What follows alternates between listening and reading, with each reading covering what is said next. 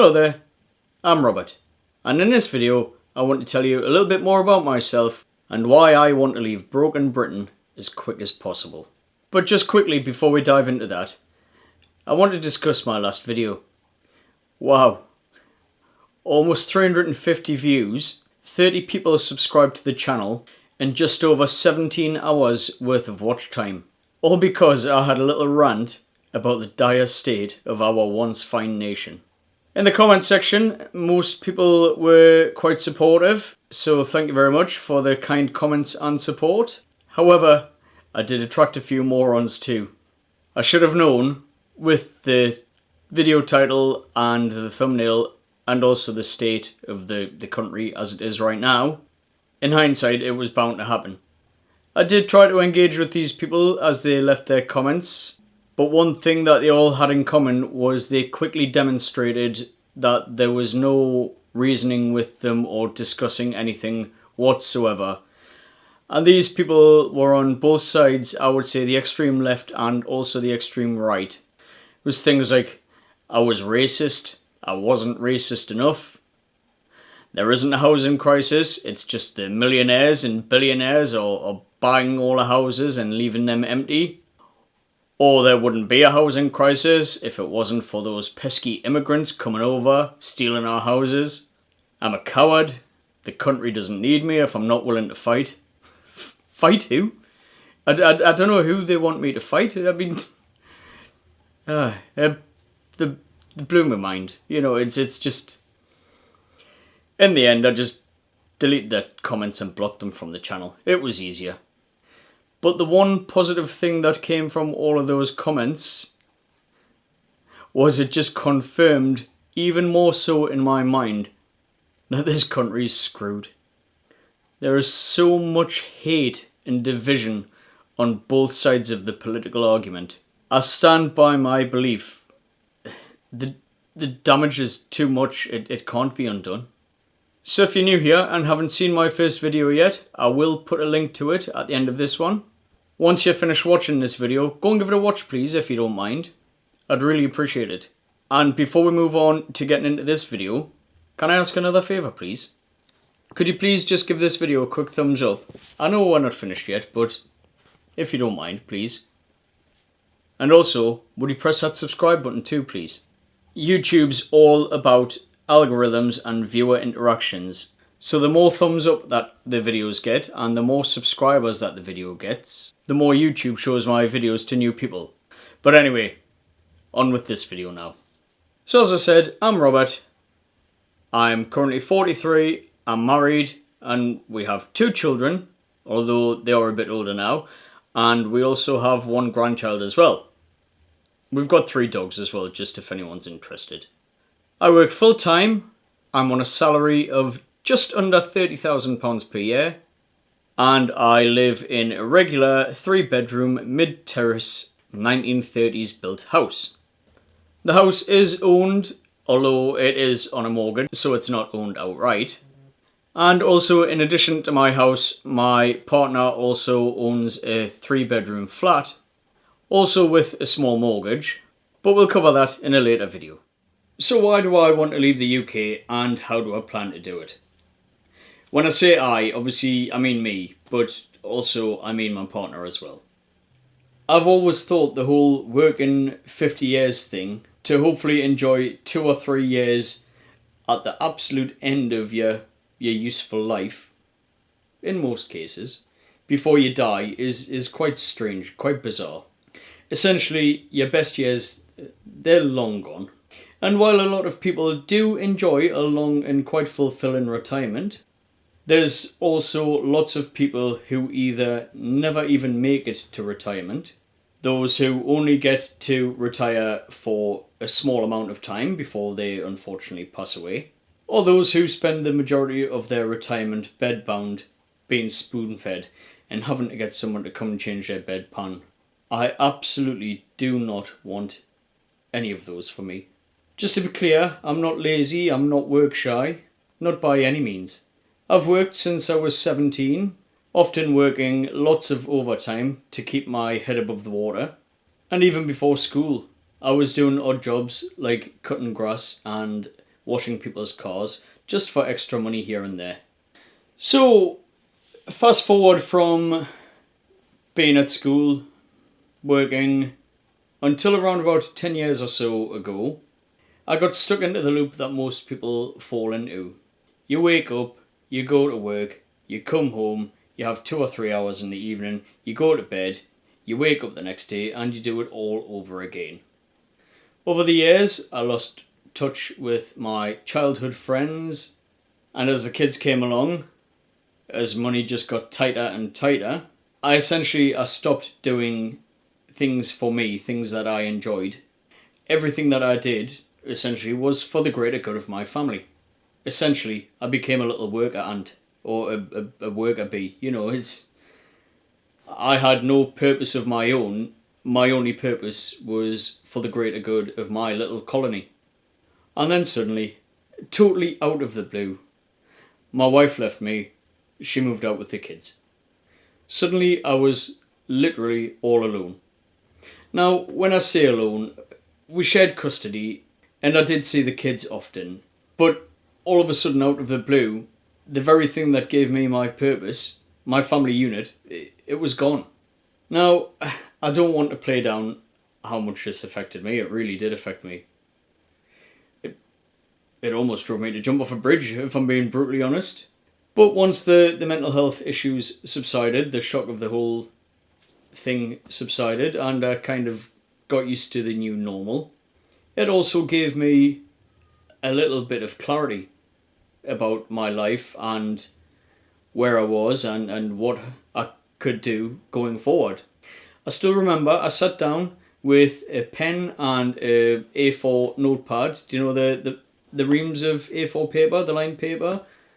And I said to myself, where did I want to be in the future? I'd written down 6 months' time, 1 year's time, 5 years' time, 10 years' time, and 20 years' time. This was back in 2016. So the main thing that I decided was that I wanted to do more things for myself again. Obviously, still do stuff with the kids when I had the kids, but when I didn't have the kids for half of the week, I wanted to do more that I enjoyed, if that makes sense.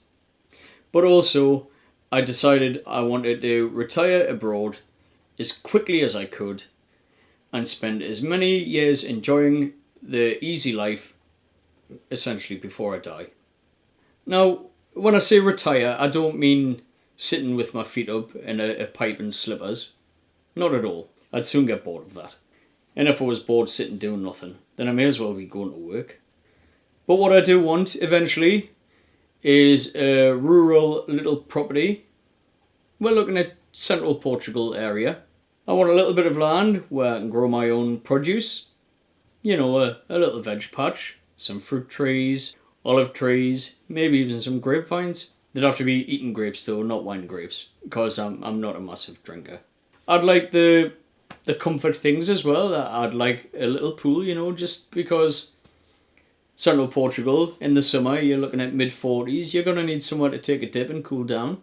We're not talking Olympic swimming pools or anything like that, it's just somewhere small enough to get in, have a splash around, have a cool down, get out again, lounge by the side, dry off. The same as you would do on holiday, but with the option of being able to do it every day. If it was big enough to have a little swim, like do a few lengths or whatever, that'd be fine. Keep the exercise up and maybe just lose a little bit of my belly. But anyway, so this little moment with my notebook was almost 10 years ago now, and life has moved on again since.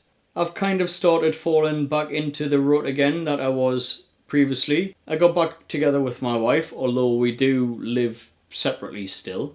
And the one really good thing that has come from us separating is that we now own 2 properties. Though, like I say, they are not owned outright. We do have small mortgages for each of them. So as I say, this was 2016 it all happened. Life moved on, and I've ended up stuck in the routine again. Waking up, going to work, coming home, seeing my family, going to bed, waking up, going to work, and so on and so on. While I've always had one eye on the ultimate goal of retiring abroad early, normal life takes priority, And you have to think of what you're doing today or tomorrow, rather than focusing on what you'll do in 10 years' time. So, up to current day, like I say, stuck in the rut, you know, going to work, coming home, seeing the family, going to bed, going to work. And then in February this year, my dad suddenly died. It was totally out of the blue. Myself, my partner, my son and my grandson, we were on holiday in Spain at the time. We were on a little mini break.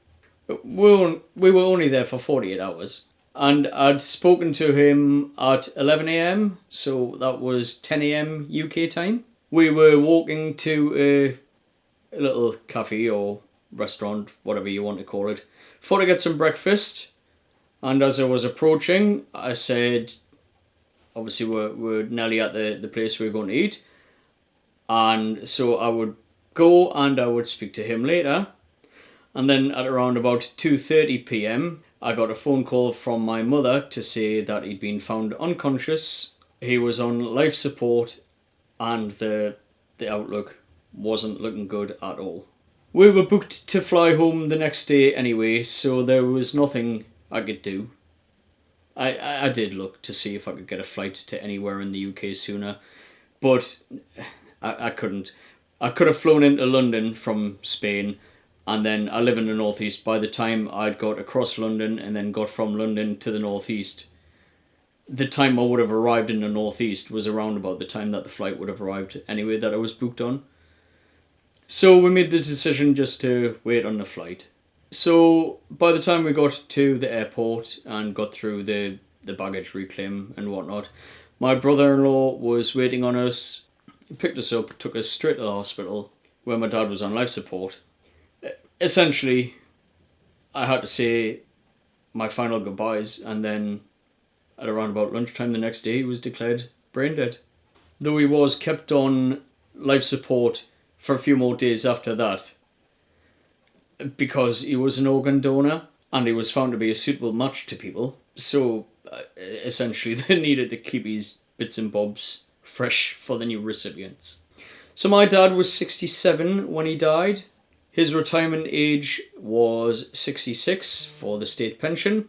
But due to financial worries, he kept working a little bit longer. He stayed on in his employed job for an additional 14 months before he retired. And by the time he passed away, he'd only had a retirement of just over 5 months. So he'd worked from the age of 13 or 14 all the way through to 67 and got just over 5 months before he died. Now, and I don't want this to come over the wrong way. I know a lot of people who have loved ones who don't even make it to 67. Or if they do, they don't have their health or they aren't able to be active. But that's exactly my point. I'm 43. I've got a couple of chronic health conditions. I'm a shift worker. For those that don't know, shift work can knock anything by as much as up to 10 years off a standard life expectancy when compared to a non-shift worker. And then that's before the effects of my health conditions, poor diet and lack of exercise. Being blunt, I don't even think I'll make it to 67. Obviously I hope I do, but as of right now it's not looking great. I know I need to make changes to my life, but unfortunately my current life seems to be fighting me every step of the way when I try to make changes. Whether that's lack of time, lack of money, whatever. I seem to come up against brick wall after brick wall after brick wall.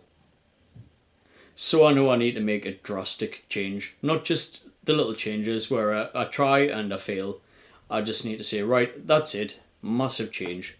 Hopefully, if I can get my plans to come to fruition, I might be able to turn things around and gain myself a few extra years at the end of my life.